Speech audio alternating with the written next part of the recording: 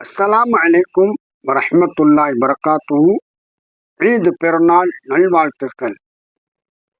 அல்ஹம்துலில்லாஹ், அல்லாஹ்வுக்கு எல்லா புகழும்.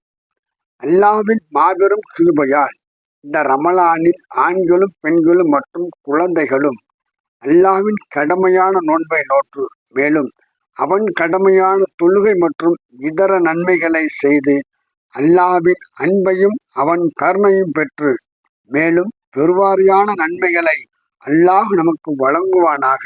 ஆமீன். இந்த பெருநாளை நாம் அனைவரும் மிக சந்தோஷமாக பரஸ்பரம் மகிழ்ச்சியை வெளிப்படுத்தி கொண்டாட அல்லாஹ் உங்களுக்கும் எங்கள் குடும்பத்தினருக்கும் அருள் புரிவானாக.